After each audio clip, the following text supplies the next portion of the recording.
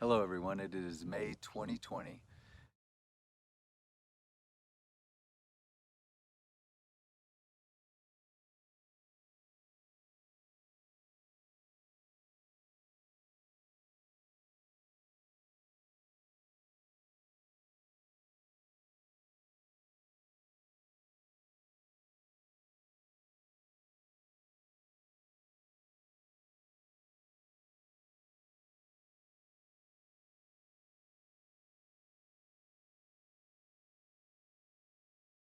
And as the Dean, I am so very proud to be part of your journey and to be part of your celebration. Our veterinary college is one of the very best in the world, and our veterinary students are also some of the very best.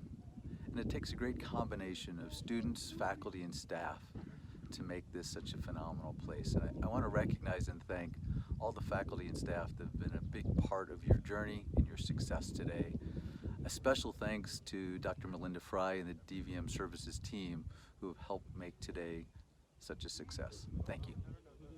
I'd also like to recognize and thank all the family members and friends that have been so supportive, not only over these 4 years, but for the last decades. They deserve our thanks and recognition. Thank you for all that you've done. Graduates, I remember vividly just 4 years ago when at your coding ceremony, I was so impressed with the intellect and the passion that I knew you were going to bring to Colorado State and to this profession. And I can tell you that my admiration of you as individuals and as a class has only grown over these 4 years. And I want to congratulate you and commend you for following your hearts and dreams. You could have picked any profession, but I can think of none other that is as selfless and that is truly dedicated to making a positive impact in this world.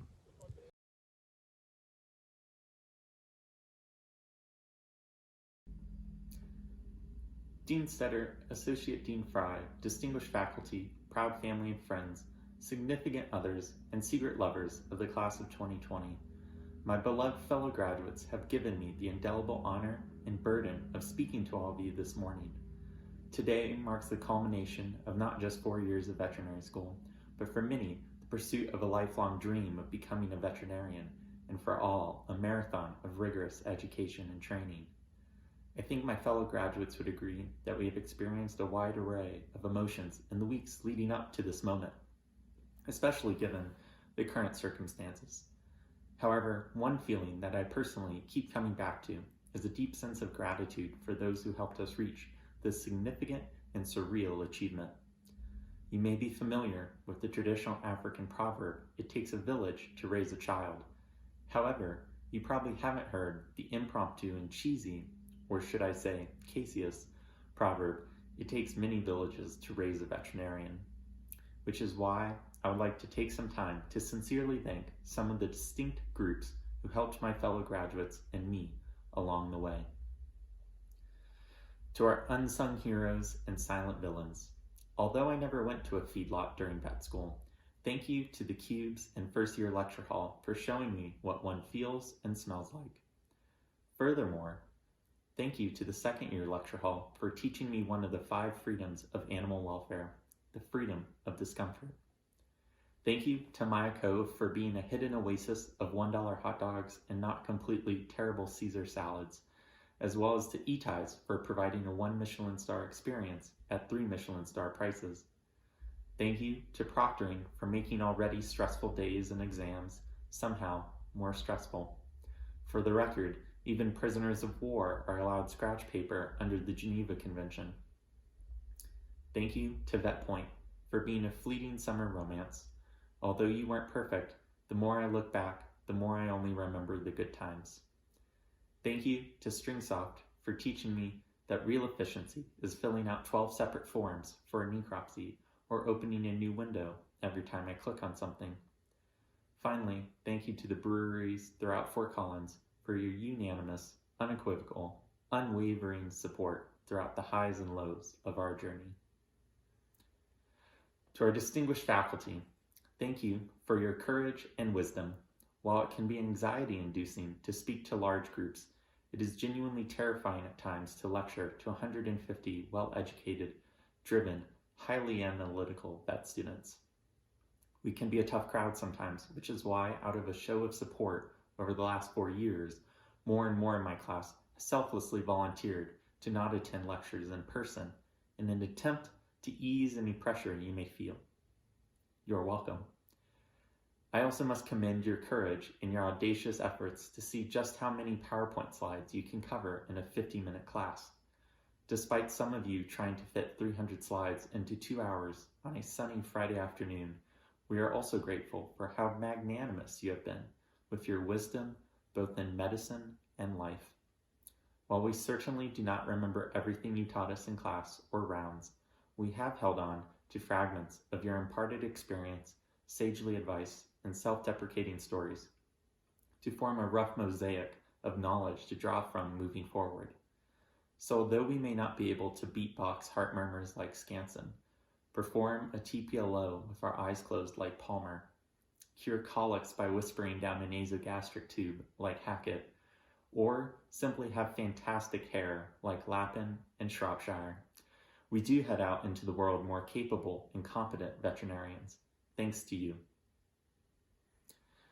To the amazing staff, technicians, interns, and residents of the James L. Voss Veterinary Teaching Hospital, thank you for working with and teaching us.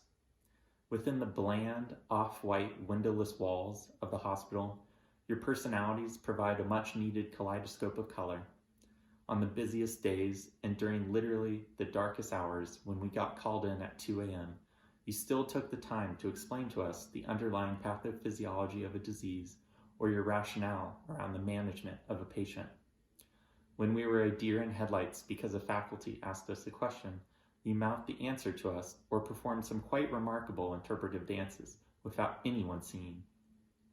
You got excited with us every time an adorable animal came in, and whenever a long-term inpatient finally went home. When the CRI pump wouldn't stop alarming at us, you took time out of your many responsibilities to aid us, and also because that alarm was getting super annoying.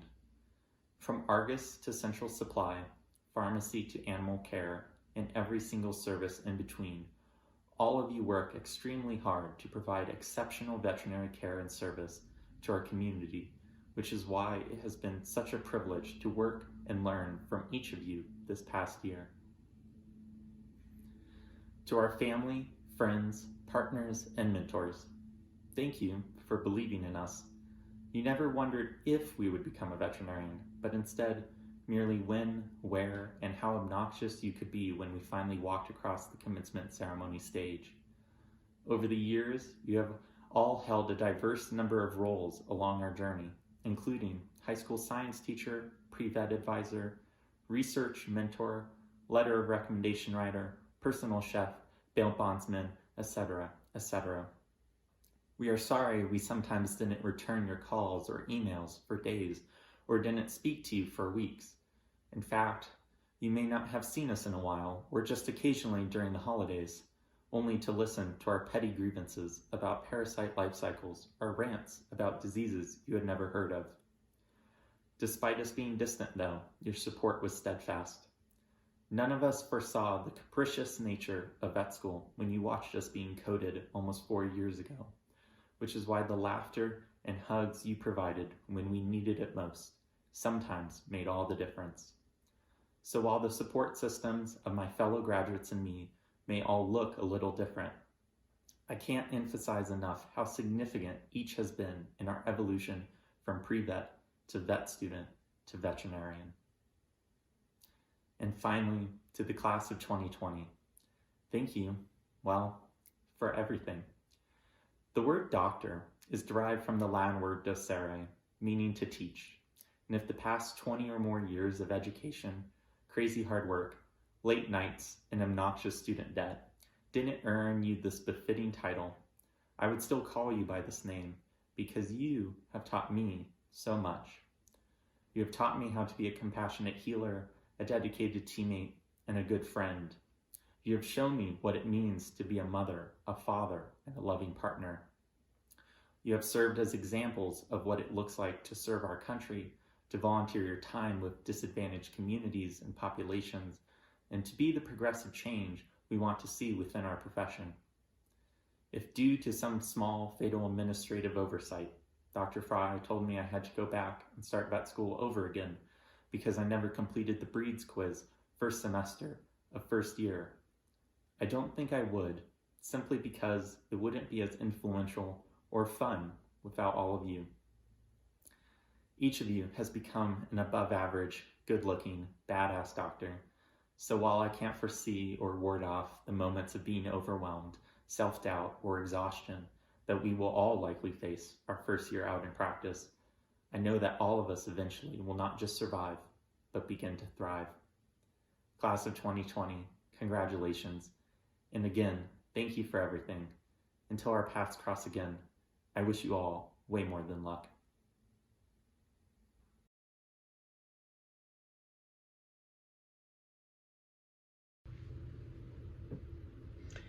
Hello, DVM class of 2020, and thank you so much for the honor of asking me to spend some time with you during this very special event. I don't have a cap and gown, but I do have my hat, and I have my Feline Club Meow shirt, so I should be all set. I'd like to start by saying I'm sorry. Not to you guys, but to your parents, your significant others, your family, your close friends. You see, I am the father of identical twin high school senior girls, and like you, they've pretty much had the end of their experience destroyed. Now, like you, they are also handling it pretty well, but as their dad, I am devastated. I have waited 3.5 years to watch their final high school soccer season, senior night, award ceremonies, banquets, graduation, and yes, prom, them dressed to the nines looking so beautiful, and me giving their dates the like major father stink eye. All of that gone. As a parent, you figure out pretty early on there's really nothing like the pain that you feel for your children. So help them out. Thank them for the tremendous effort they've put out to help you get to where you are now. And let them know it's gonna be okay. Next, I'd like to say I'm sorry. Again, not to you guys, but to my colleagues. What, you think we like sitting in our chairs, staring at a computer, interacting with little boxes of faces? No, we actually look forward to spending your 4th year on the clinic floor with you live and in person. And yet our faculty has been asked to transform themselves and transform the way they deliver veterinary medical education these last couple of months. In fact, I believe Dr. Fry gave them about 48 hours to completely revamp the experience you would have on the clinic floor. And I think they've done a tremendous job, just really a staggering effort. Have there been hiccups? Have there been hurdles, bumps? Some things that just plain haven't worked? Yes, of course. But let's face it, you can telemedicine all you want, and it's about as close to veterinary medicine as kissing your phone because you're FaceTiming with your girlfriend, right? So these people have turned themselves inside out to try to give you a meaningful experience here at the end of your 4th year. So let's help them out and give them a big thank you or maybe a virtual applause. Okay, finally, I'd like to say I'm sorry to you guys. First, I'm sorry for not having acknowledged it when it happened, but it still ranks in my mind as one of the most inspiring events of this entire pandemic. It was about a day after DVM students were told they wouldn't be coming back into the building anymore that I came up with the seemingly brilliant idea, well, let's ask them if they want to volunteer to come back in and help out. And I was absolutely flooded with emails from some 3rd but mostly 4th year veterinary students who wanted to turn around and march right back into this building.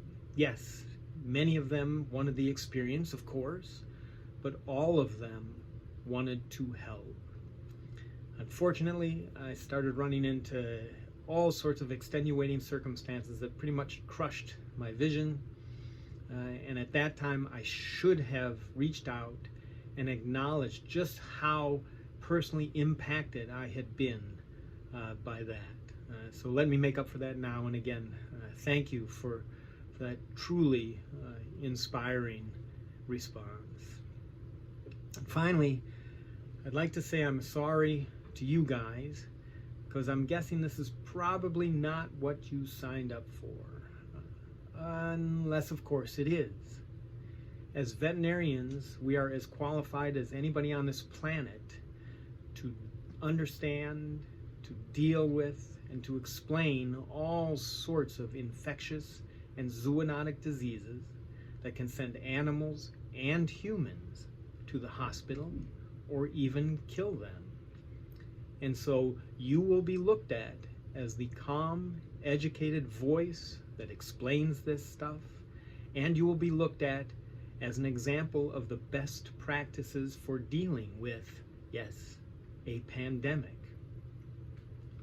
Are you being asked to intubate COVID-19 positive human patients with severe respiratory diseases in a critical care unit? No, but you are being asked to step up and alleviate the pain and the suffering and even potentially save the lives of people's pets and their animals. Does this put you at risk? Yes. Is this your job? Yes. Is this job essential? Absolutely. Those pets may mean more than life itself to that client, and those animals may very well represent that client's livelihood.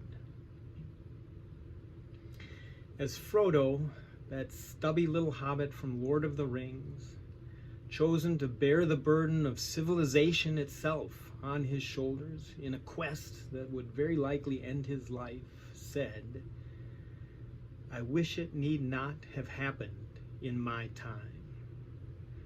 To which the wise old wizard Gandalf said, "As do I, and as do all who live to see such times.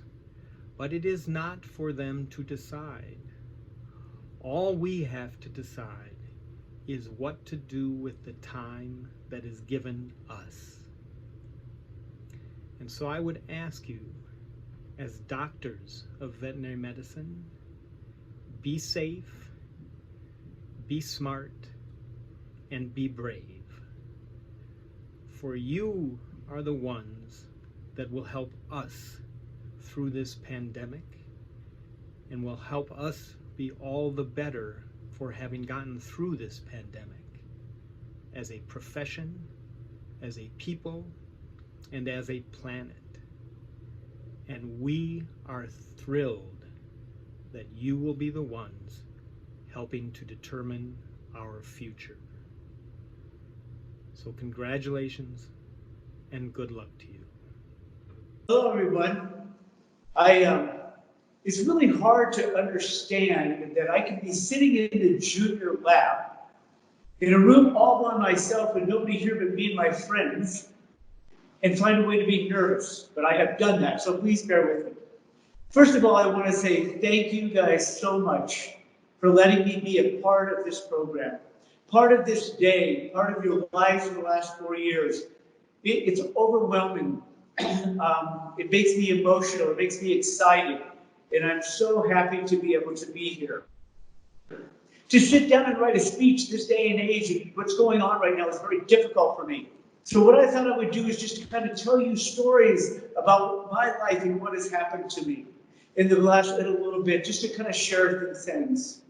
And I know when I say this, I speak for not only myself, but I speak for all the faculty here. We are so proud of all of you. We are excited for you, not only just for the last 4 years of your education, but in this last couple of months through all this diversity. The way that you have stepped up, the way that you have continued your learning, the way that you have showed up to rounds, and the way that you've prepared, it's overwhelming to all of us. And I know I speak from all of us that we are so excited for you. We're so proud of you. You have already in your young careers faced these obstacles that seem to get in your way. But you know what? I remember back And I wish that I could tell you that this would be the only obstacle that you'll ever face in this profession. The only one, but I can honestly say that's probably not going to be the case.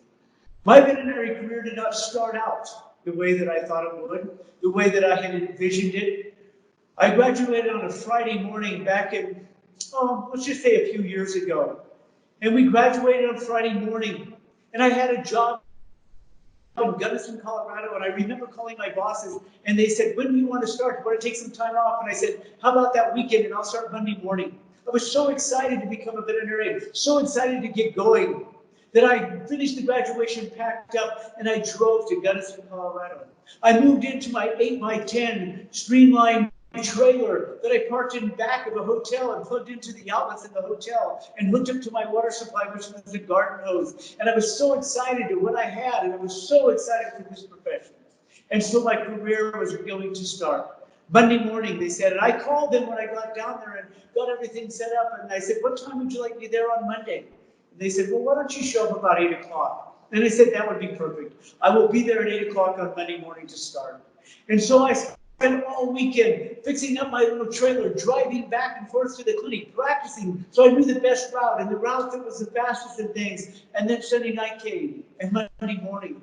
I set my alarm for 4 a.m. so I could get up because I didn't want to be late. I had to get there on time. On my first day of work, I had to get there on time, so I got up at 4 o'clock. By 4:30, I was ready to go, and I said, I've got to go. What happens if I get stuck by a train or something? There isn't any trains in Gunnison, but I thought, what happens if they build one that night or something? So I panicked a little bit, and I left my house at 4:30, and I pulled into the parking lot at 4:40 that morning.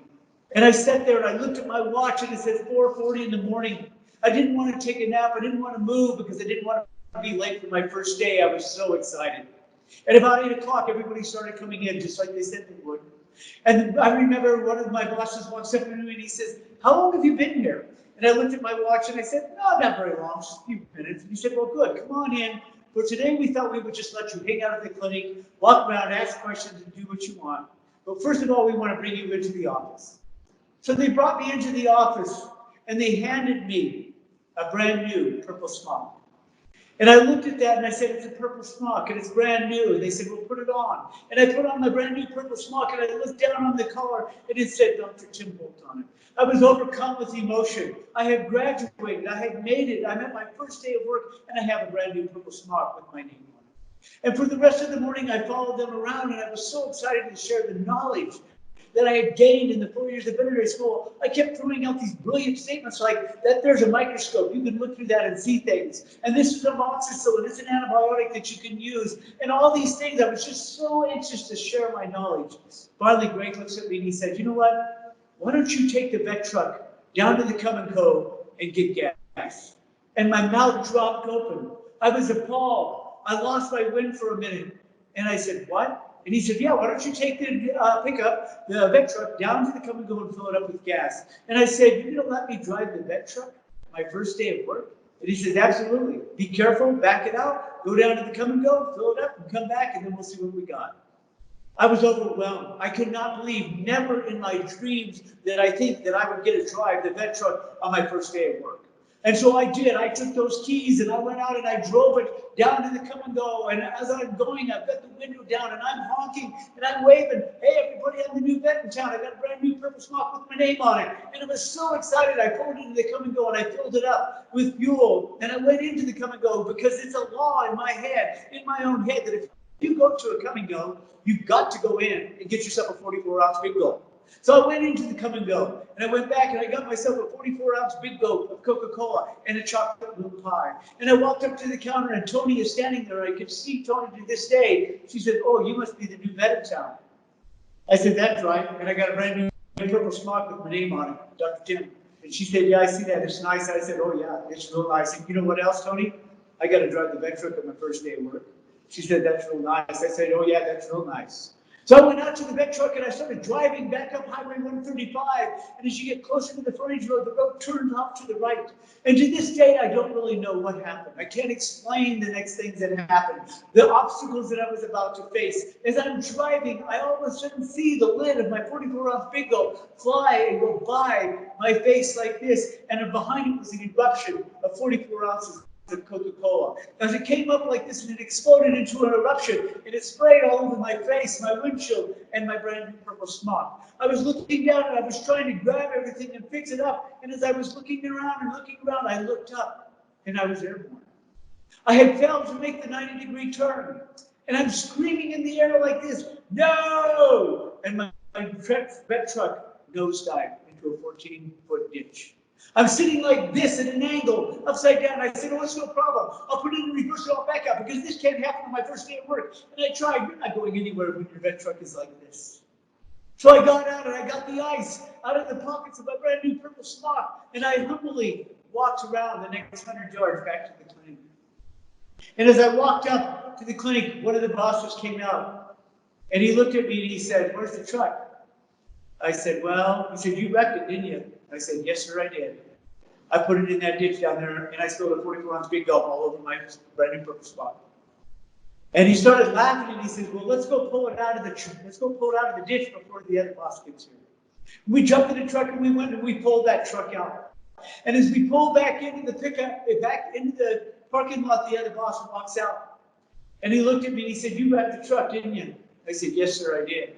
And I looked at the grill of the truck and it was smashed in a little bit. And there was tumbleweeds and poison hemlock stuck in the grill.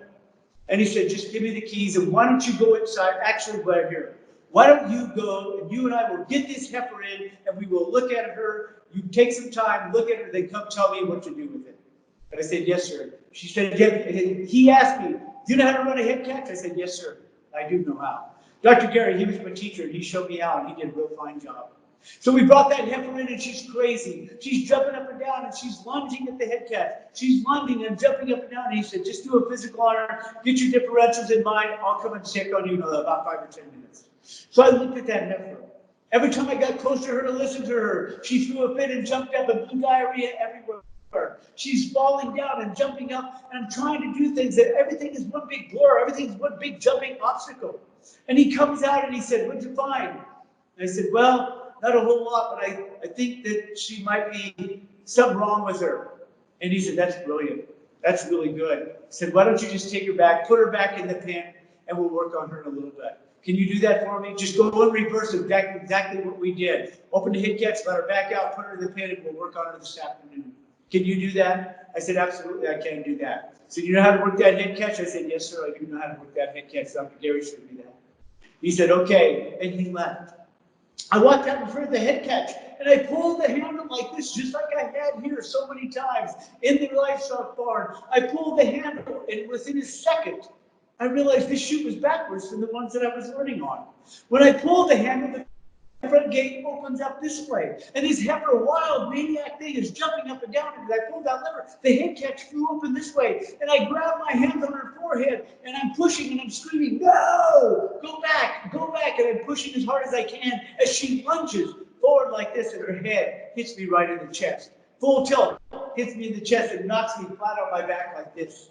I'm laying on the back and I'm watching this animal trample over the top of me. And in my own weird mind, as she goes over the top of me, I look up and I look at her udder and I say, well, her udder's not a problem. That looks fine. And I'm thinking to myself, there's no way I'm going to let this heifer get away from me. Not on my first day of work. There's no way. She runs over the top of me. I reach up like this and I grab a hold of her tail. Slimy as it may be, I grab her tail and I'm yelling, no, stop. And she's running around in the back room, which is just a garage with a chute in it. And she's bashing me against the wall. She's blowing diarrhea everywhere. She's screaming at the top of her lungs. And I'm holding onto this tail, and I will not let go. And Greg, he hears the commotion, and he opens the door that connects the large animal room to the small animal room. What do you think a crazy heifer does when it sees an open door? That's why she beelines for the open door, almost takes him out. And what words out of my mouth to this day still puzzle me, as I'm holding on to this tail of this heifer, dragging behind her as she goes and runs by Greg, and through that open door, I turn my head to the side like this, and I yell up to Greg, pay no attention to the man holding on to the heifer's tail. And she runs into the small animal clinic. As I hold on, she takes a hard turn to the left to avoid the pharmacy and peels me off on the wall. I lay there in a crumpled mess with poop all over my face, all over my body. And I'm laying there on the side. The heifer ran through the revolving door into the reception room where a rancher saw her coming in, opened the door and let her go out. And she was last seen running up Highway 135. I laid there on the floor, and Debbie, our receptionist, comes and she looks down at me and she said, I don't even know who you are, but I think you working here is going to bring a whole new future to this clinic. And by the way, you are so dead. And she walked away. Greg came up to me and he looks over me. My two bosses looked at me and they said, are you all right? I said, yes, sir. Except I got poop all over my brand new purple smock. And they said, why don't you pick yourself up and call it a day today? My first day of work. My very first day of work, the fantasizing that I had, the obstacles that I had to go around that day were incredible. So I want to leave you with that is no matter what obstacles get in the way, continue to go. The last thing I want to talk to you about is a short story about even it's going to happen to you even within the next couple weeks, next month, maybe next 2 or 3 years. Always push yourself. You have so many colleagues out here that you can contact. You can call us. Always push yourself. Continue education. Don't ever let yourself get stagnant. Look at new things. Push the envelope of learning. Me and Jim and Greg were standing in the clinic one morning discussing that. Hey, we've hit the point in our careers where we need to look and better ourselves. We need to do things that are different. We need to look at different things. And about that time, Debbie walks through that same revolving door, and she goes, hey, you guys, there's a lady out here named Melinda that would like one of you to look at her turtle. And so I turned around to look at Jim and Greg, and they were gone. I was going to ask them if they wanted to look at the turtle, but they were gone. One of the things I will tell you, an educational thing I have to share with you, if your bosses do not want to do something, they will be gone like magic. And I said, you know what? This is exactly what we were talking about. Push the envelope. Let me do something different. I can do this. Besides that, Debbie, I know a little bit about turtles because I used to go to Kansas and pick them up off the road. The little guys with yellow marks on their shell, take them home and have them. Sometimes they would even live a month for me. No, yes, I can look at this turtle. I'm going to push the envelope. Put them in the room, Debbie. And so she puts them in the room. And I open the door to the examiner when I walk in there. No exaggeration to this. I look down at the table, and here is a turtle on the table that is this big around. It's not a turtle with a little tiny turtle with yellow markings on its back. It's just a big around. It's out of Jurassic Park. Its shell is all gadgeted like this. Its tail sticking out. It's got spikes on it. Its head is out like this. It looks like a velociraptor. It's going like that. And I said, Melinda, this is the biggest turtle I have ever seen in my life. And she looks at me and she said, oh, Dr. Holt, Spiky is not a turtle. He is a tortoise. And I looked down at him and I said, potato, tomato, tortoise, or whatever. This is the biggest tortoise I have ever seen in my life. I said, what happened? What is wrong with Spiky today? And she said, Spiky hasn't pooped in over 2.5 weeks and now he doesn't want to eat anymore. And I said, oh, that's bad. And I was thinking to myself, you don't poop in 2.5 weeks. It doesn't matter who you are or what you are. That can't be good. So I'm looking at it and I'm petting his little shell like this. I get out my stethoscope and I listen to his shell and I'm moving around like that. And I take his little pulse like this and I do a little percussion on his shell and I take it off. I put it back. I'm trying to think, what in the world am I going to do with this turtle who hasn't pooped in 2.5 weeks? And she said, you know what? You're the first veterinarian that's ever listened to my turtle's heart. I said, oh yeah, I just enjoy hearts. Yeah, it's no problem. And then it hit me. He hasn't pooped in 2.5 weeks. I got a constipated turtle here. That's all it is. I got a constipated turtle. I said, Melinda, he's constipated. I'm going to put a glove on and do a rectal exam on him. Maybe there's a poop ball stuck and I can pull the poop ball out and we'll have Spiky back to normal in a day. She said, okay. So I put a little glove on and I lift this little channel like this and I start to do a rectal and I'm kind of working it in like this and I'm going in. And I get in just about where I want to and I'm trying to feel around. And about that time, Spiky decides he doesn't like that so much. And his shell begins to clamp down on me like this. And he crushes my finger a little bit. And it's no big deal. I'm going, yeah, he's just pushing. He's just kind of playing around with me. And I try to pull my finger out. And the more I pull, the harder he clamps. And now it's beginning to hurt. And I look down at my finger and his shell is actually crushing my finger. So now I'm getting a little panicky. I'm beginning to sweat because it's beginning to hurt. And I begin to slide Spiky like this across the table. I hold on to him and I pull like this, but my finger is stuck. I can't get it out. It's stuck in his butt. And I'm thinking to myself, my finger's stuck in this turtle's butt. And I don't know what to do about it. The harder I pull, the more he crunches me. And he's crunching hard now, and I'm sliding him more and more. I even try to bang him a little bit. No give. It finally dawns onto me. I'm going to hold his nostrils off. If I hold his nostrils off, when he can't breathe, he'll open up his shell, and I'll pull my finger out. And I hold on his nostrils, and I'm stuck like this. And then I'm watching him, and about the time I think it's working, his head retracts like this and lunges forward. It lunges forward and bites my finger. He's now got my index finger in his mouth. He's not letting go. He doesn't bite like that. He bites it and begins to crush my finger. I am now stuck like this in a finger trap. I have one finger in his butt, one finger in his mouth. Blood is dripping from this finger, and I cannot get out. I'm thinking, I'm stuck. I'm stuck in a turtle. I am bouncing him like this. And I'm thinking, maybe if I create vertigo, he'll vomit or get diarrhea, and my fingers will be free. And so I'm taking him, and I'm spinning him like this. And I'm working him, and I set him down, and I bang, and I said, hey, Melinda, turn around and look at that calendar back there, those basket houses. And I'm starting to sweat pretty hard. My knees are shaking in pain. And Melinda turns around, and I bang Spiky on the table like this, trying to get my fingers out. She turns back around, and I said, you know, Melinda, I've kind of got Spiky right where I want him, but I don't want to let go of him.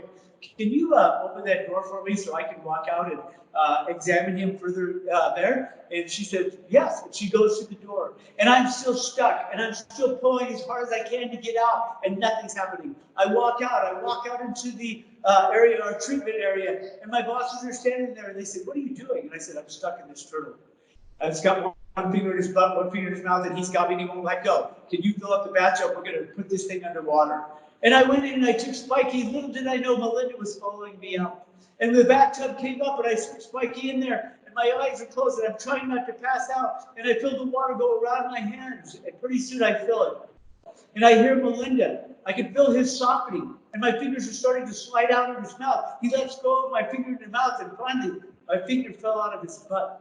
And I hear Melinda jumping up and down and grabbing me and hugging me. She said, oh, Dr. Holt, you are the greatest veterinarian ever. I'm going to make you my turtle doctor, tortoise doctor forever from this day on. I had no idea what she was talking about. When I opened my eyes, I looked down. And Spiky was sitting on a pile of poop that was this big.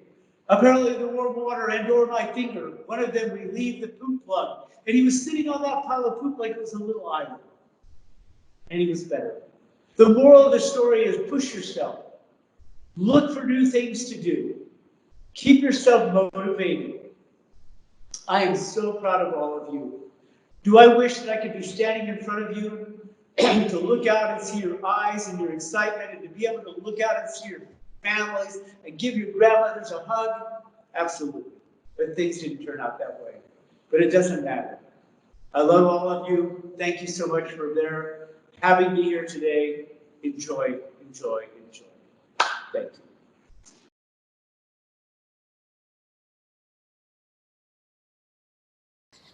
Greetings, doctors of the class of 2020.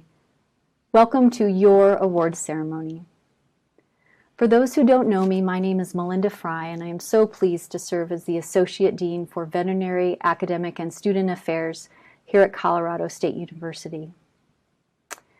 You know, as I was preparing for this recording, it just seemed so lonely without all of you, without our faculty colleagues and college leadership. So on the premise that one can never have too many senior deans at an academic celebration, and in an attempt to add some solemnity to this online occasion, I invited two of my COVID-resistant dean friends to join me today. Please welcome Mr. James Dean and Mr. Dean Martin. You gentlemen ready to move forward? Great. They are very excited to be here today. On with the awards ceremony. We are one of the top programs in the country, primarily due to our exceptionally talented and dedicated faculty members who work very hard to ensure that our students have the mentorship and the education to optimally prepare them for success after graduation. I'm honored to start the awards ceremony by recognizing 3 faculty awardees, presented in this venue because the recipients were chosen partly or wholly by the class of 2020. Each year, the Zoetis Distinguished Veterinary Teaching Award is given to a faculty member nominated by the DVM students for excellence in teaching. The 2020 recipient of this very prestigious award is Dr. Forgivemore Magunda. Congratulations, Dr. Magunda.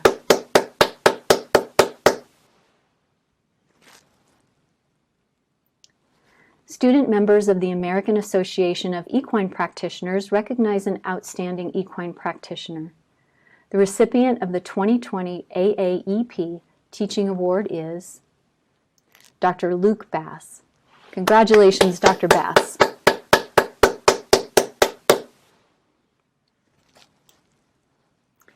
Student members of the American Association of Bovine Practitioners recognize an outstanding livestock instructor. The recipient of the 2020 Pearson Jensen Food Animal Excellence in Teaching Award is Dr. Tanya Applegate. Congratulations, Dr. Applegate. And now we'll move on to the student awards, or the new doctor awards. The student chapter of the American Veterinary Medical Association sponsors an annual award that recognizes an outstanding fourth-year student. The recipient of the 2020 SAVMA Outstanding Senior Award goes to Dr. Emily Hill. Congratulations, Dr. Hill.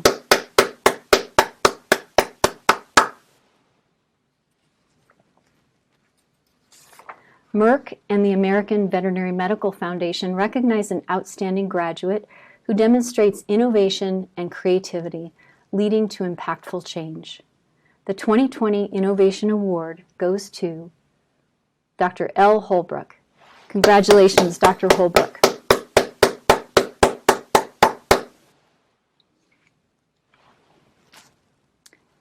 The American College of Veterinary Internal Medicine awards a certificate of clinical excellence to senior students who have demonstrated outstanding didactic and clinical expertise in internal medicine. The 3 recipients of the 2020 ACVIM Certificate of Clinical Excellence include Dr. Nicole Del Pino for excellence in large animal internal medicine, Dr. Shannon Liu for excellence in small animal internal medicine, and Dr. Kevin Sampson for excellence in small animal internal medicine. Congratulations to all 3 of you.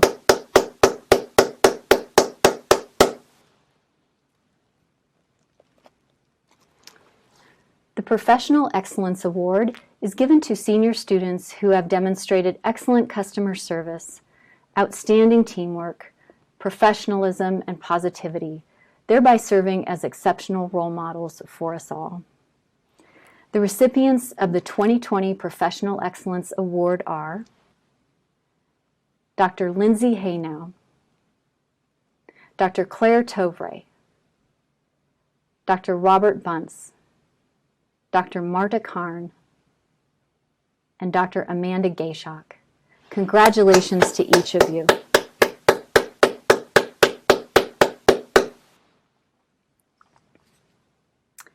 That ends my portion of the awards ceremony. Please stay tuned for more.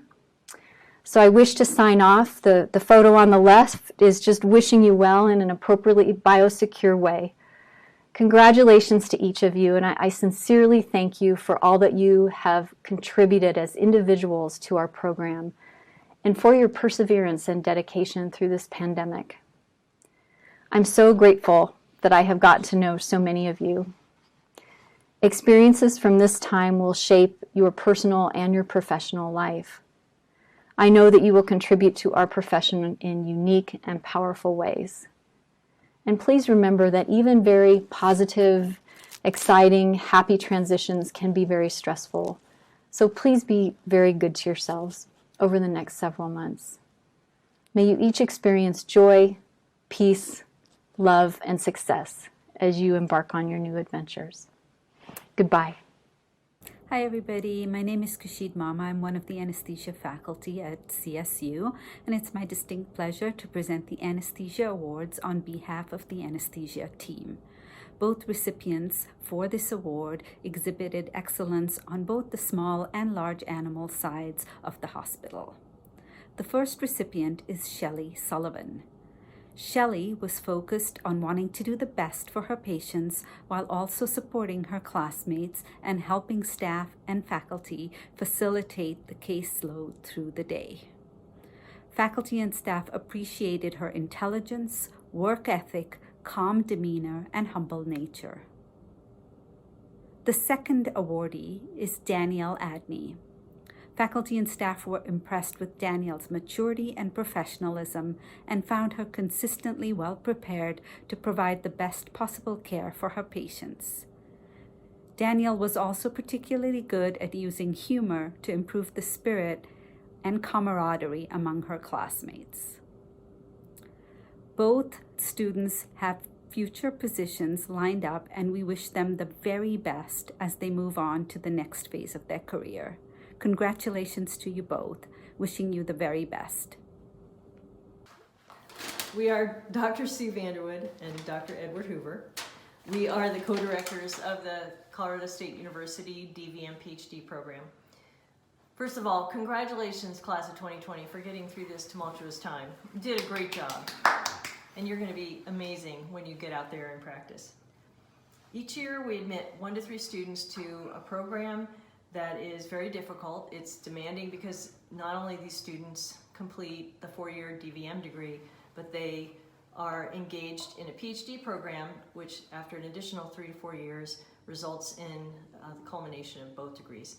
And we are pleased to present the award tonight to students who completed the program this year. And it was 7 years ago we recruited Chloe Stenkamp-Strom to the program.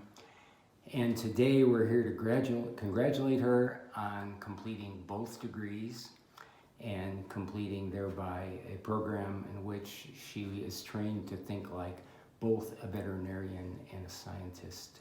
So Chloe, congratulations. We loved every minute of you in the program, and we know you'll do well. We sure wish you well. Congratulations. Yay, Chloe! We wish you were here to hand the statuette. Yeah, we're sorry. Good luck. We brought him though.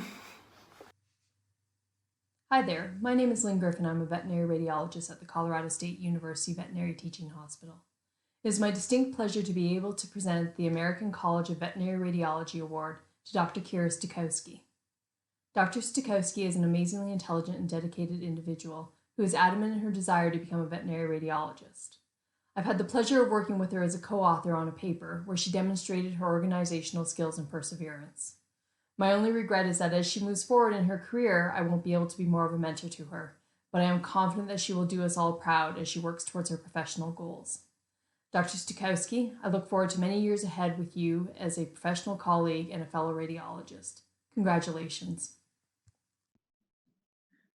Hello, everyone. I'm Michael Lappin, one of the internal medicine professors here at Colorado State University. First, I wanted to congratulate the students and their families for a job well done and wish you great luck for the future. Today, I'd like to present the award for the senior veterinary student that has shown great proficiency in feline medicine and surgery.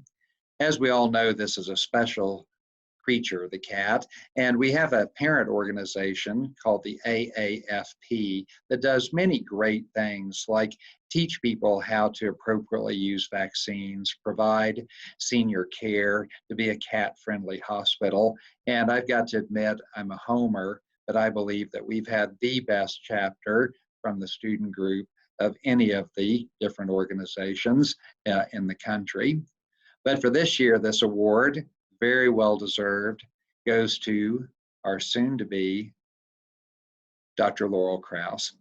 Laurel, congratulations. Thanks so much for all you did for cats while you were here, and congratulations and good luck for the future. Virtual applause for soon-to-be Dr. Krause. Another hat that I wear here at Colorado State is the director of the Center for Companion Animal Studies. This is a clinical research group that I started about 13 years ago. The professorship that I'm named for, Kenneth W. Smith Professorship, was a family of medical doctors and DVMs that were quite interested in advancing the science with clinical research. One of the things that we do in the center is provide clinical research dollars to help people get their projects done. This particular program is for clinical studies, and they have to involve a veterinary student. This particular award, which we instituted several years ago, is to go to students that show great proficiency in clinical research studies over the course of their career here at the Veterinary Teaching Hospital. This year, I'm very proud and happy to give the award to Dr. Michelle Sullivan. Shelley, thank you so much for what you've done while you were here helping save animals via your research, and also for helping be a reviewer of the center grants over the course of your career here as well. Congratulations, everyone. Thank you. Hi, everyone. Congratulations to all of you. I'm so excited for you guys to finally be here, because I know this last 6 to 8 weeks wasn't exactly how you pictured finishing up your vet school career. But regardless, you did it, you made it, and welcome to the profession. I'm here today to present a couple of awards, starting with the American College Student Surgical Proficiency Award on the small animal side. The large animal recipient will be here shortly. And this award is given to a fourth-year student who has demonstrated clinical and academic proficiency in small animal surgery, as well as a strong interest and love for this particular specialty. It is my privilege on behalf of the entire small animal surgery section to name this year's 2020 recipient of the Small Animal ACVS Award as Dr. Miguel Hernandez. Congratulations. The second award goes to 2 students, and this is a very special award called the Gentle Doctor. The award is actually going to be a statuette given to 2 students that is a replica of the statue that stands in front of the Small Animal Hospital at Iowa State University. This statue was created in the mid-1930s as a reflection of the concern, affection, love, and the significance of all creatures that veterinarians care for. The statue has been described as heroic as it stands over 7 feet tall, and the hands and feet are overemphasized. The artist acknowledged that he felt that veterinarians pretty much spend all day on their feet, but also it is our hands that are our most important tool for caring for these amazing creatures. The puppy that the veterinarian holds is also meant as a reflection of the very strong bond between people and animals. So it's this award, it reflects this inspiration, and it goes to 2 students at almost every veterinary school, but those students here at CSU who reflect that knowledge, competency to be a veterinarian, but also exhibit an extraordinary compassion. And that is reflected by their gentle manner and their special abilities in dealing with not only our patients, but to our clients as well. This year, the large animal recipient is Dr. Paige Johnson. And the small animal recipient is Dr. Melissa Sandate. I think you'll agree that these 2 individuals truly exemplify this award. Congratulations. And with that, I'll pass it on. But again, my sincere congratulations to each and every one of you. Greetings, class of 2020. Congratulations on this incredible accomplishment in this very strange year. I wish you all the best and best of health as you travel around the country and around the world in the next phases of your career. Right now, it's my pleasure to award the Veterinary Emergency and Critical Care Society's Award for Proficiency in Emergency and Critical Care Medicine. This award goes to a fourth-year student who's shown a special interest and aptitude and ability in the field of critical care and emergency medicine. This year's recipient is Dr. Taylor Curley, almost said Taylor Swift. Dr. Curley has been a huge part of emergency and critical care as a student hourly, a volunteer, and during her student rotations, and her leadership in the Veterinary Emergency and Critical Care Society's student chapter. Taylor, we really appreciated all the efforts you've put forward to this. You've done just an amazing job these past 4 years, and in this past year especially. We're going to miss you, and we're going to wish you the best. If you choose another specialty along the way, we won't hold that against you, but I look forward to having you join us as a colleague in emergency and critical care medicine. All the best in your internship, and please stay in touch. Thanks.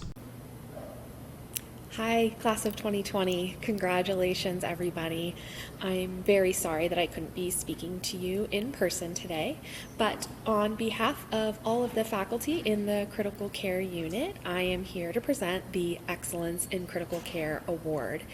And this is awarded to a fourth-year student who demonstrates excellent knowledge, initiative, client communication, and clinical skills in the Critical Care Unit. So, without further delay, I am very excited to present the Excellence in Critical Care Award to James Damone. I had the pleasure of working with James while he was on his critical care rotation, and James managed a dog named Star, and Star was truly an amazing patient, a very gentle soul, but she was septic and she suffered just about every complication of sepsis. James was incredibly engaged with Star. He showed up every day with a smile on his face, even though I know he was here late every night trying to get her stabilized before he went home. He took the initiative in making treatment decisions, and he was prepared to tackle every complication that Star faced. James also visited and communicated with Star's family every day. He was kind and compassionate in an incredibly difficult situation. James, you truly exemplify what it means to be a veterinarian. Congratulations on this well-deserved award. Thank you for your commitment to Star and to the Critical Care Unit.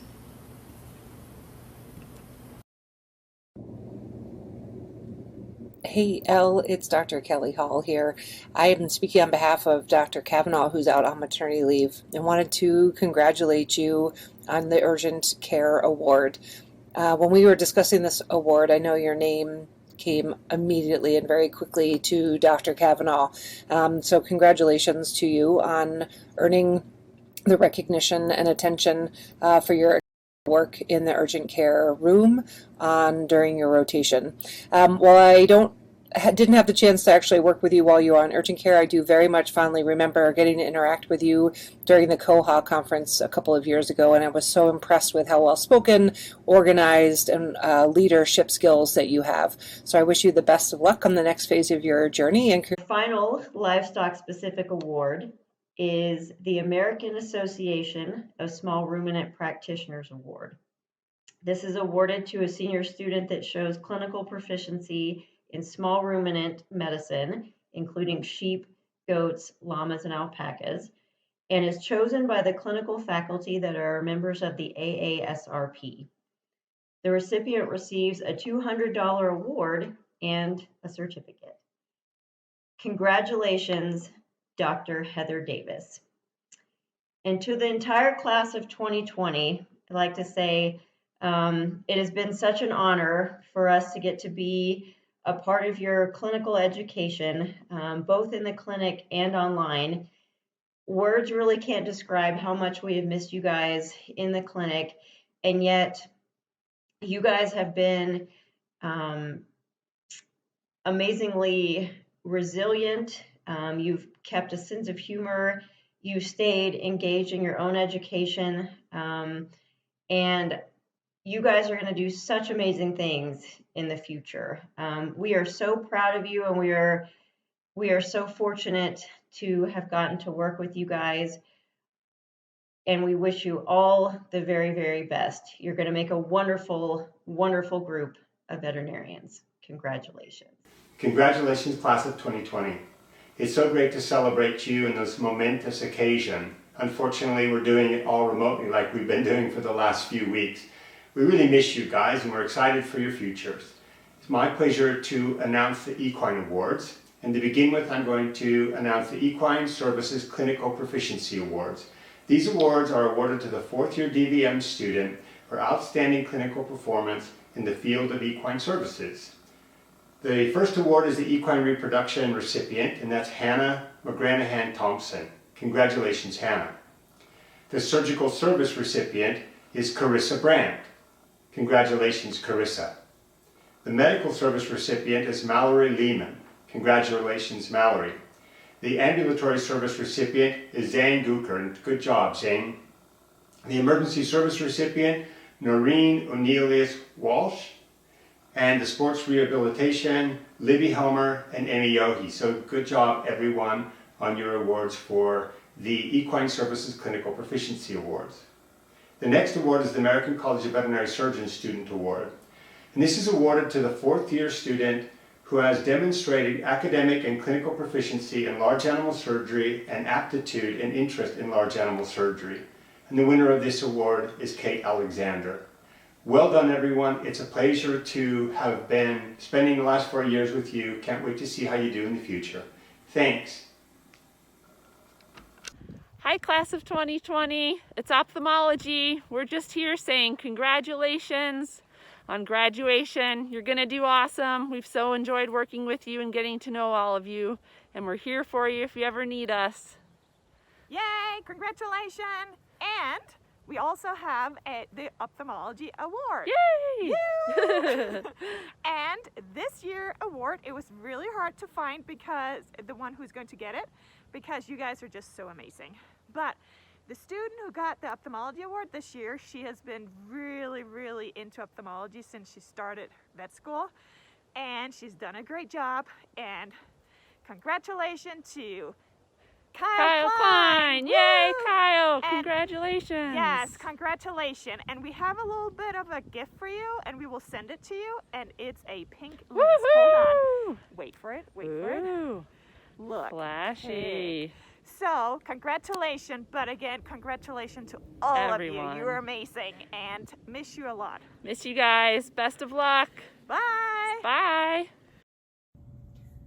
I'm Jennifer Schisler with Dermatology, and I'm pleased to present the Excellence in Dermatology Award. And this award is given to a fourth-year student who demonstrates excellent knowledge, initiative, client communication, and clinical skills in dermatology. And this year's recipient is Mandy Takaguchi. And we've been pleased to work with Mandy for the last few years. As a student and a volunteer, she's helped us with our clients and our patients. She's even helped us with resident research projects. She's shown a great degree of aptitude for dermatology and client communication skills.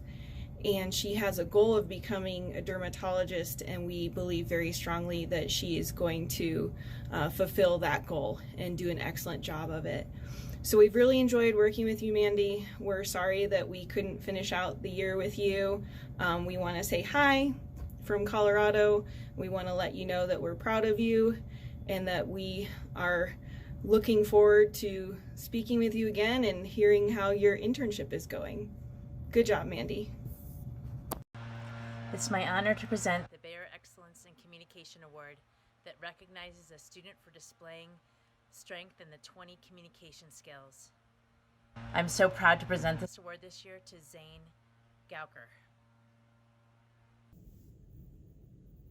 Hi everybody, welcome and congratulations to the graduating class of 2020. It's so exciting and so sad that we're not going to be able to play together in person, but I am so proud of each and every one of you. I have the honor of presenting the American Animal Hospital Association's Primary Care Award. This is awarded to a fourth-year student who shows clinical proficiency in primary care. As always, we have so many people that this award could have gone to. However, we've chosen Bailey Richards. Congratulations. It's my honor to present the Sophie Relationship Center Care Award.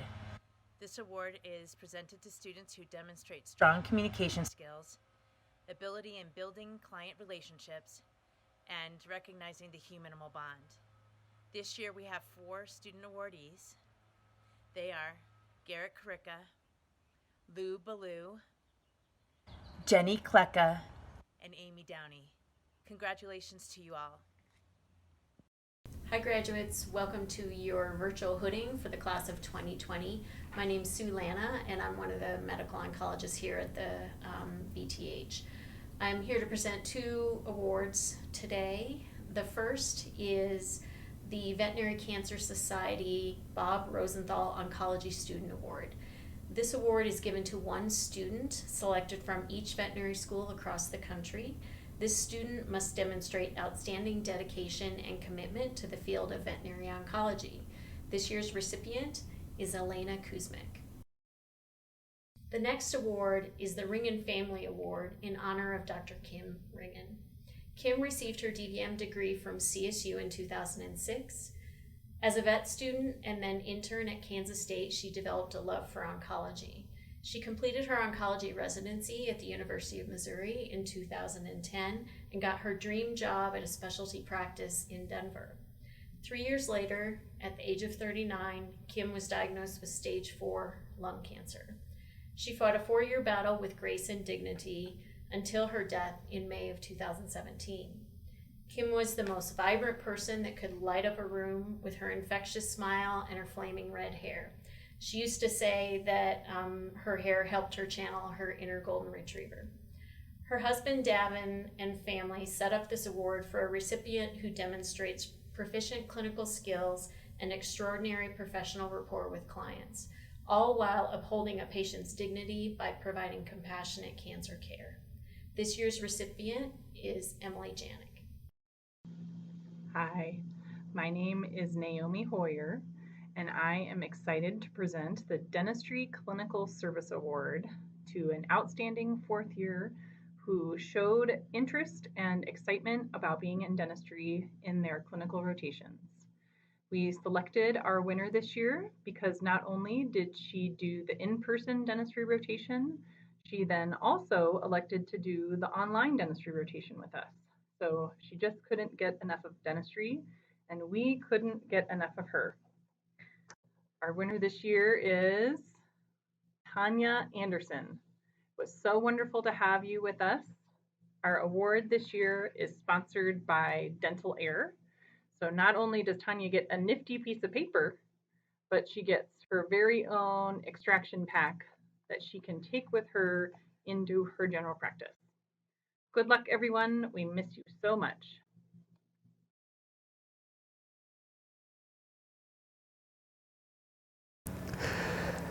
Congratulations to all of our graduates here today and to your families.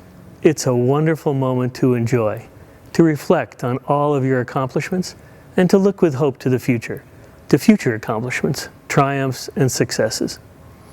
I'm Rick Miranda, Provost here at Colorado State, and as such, I lead the Division of Academic Affairs, all the faculty, the academic departments, the colleges, etc. I am continually amazed, day after day, year after year, not only at the disciplinary accomplishments of our faculty, but also at their humanity, their humility, and their desire to make a difference, and their genuine concern for you, our students. Let me speak for our faculty when I report that we are greatly honored to have worked with you these years. Indeed, you give us the best opportunities to make a difference in our careers. I trust that you have felt that too, and that your years here at CSU will have set you on a path that will make us all proud. Now finally, we're in the education business here, and I want to close with a pitch. Pay that education forward. Insist on quality and work to improve education at all levels, in your own family, in your local community schools, and in our state universities. We look forward to your future and your support, and with your and others' help, students for many generations to come will be preparing for accomplishments and success here at Colorado State University. Thank you.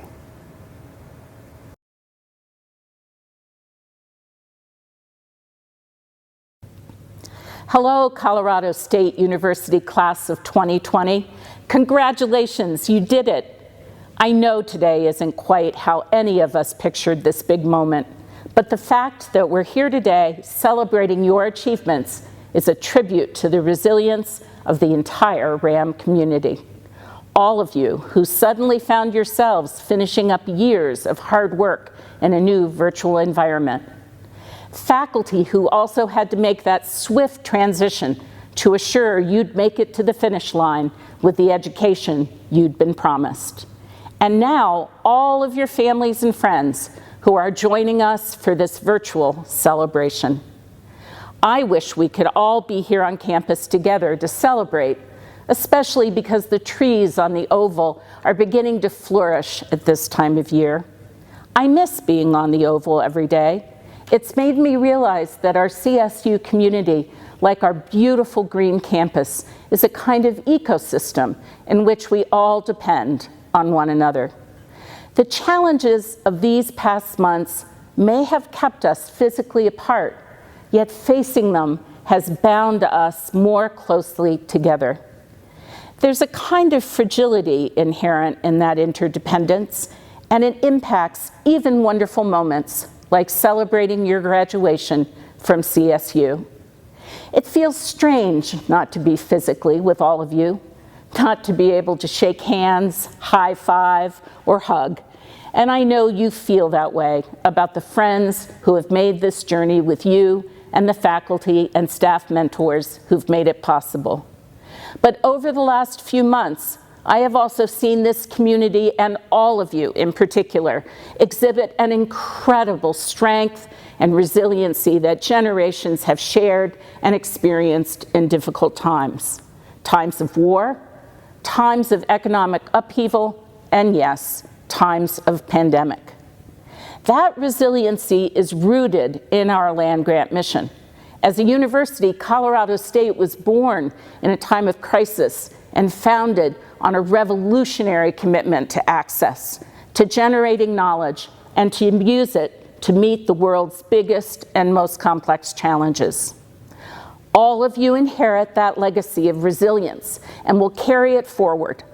The class of 2020 is one for the history books and an example for future generations.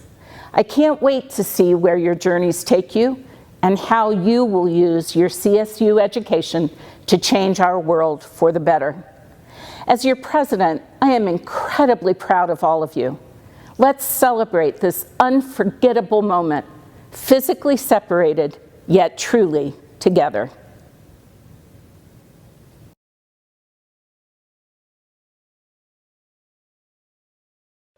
So as we close, I'd like to share a couple words with you. If you follow your heart, you will love what you do. If you love what you do, you will always be involved with lifelong learning. If you love what you do, you will have no regrets. If you love what you do, your time will never be wasted. And if you love what you do, you will make a difference. And I know that each and every one of you will make a difference. Congratulations, class of 2020. Well done.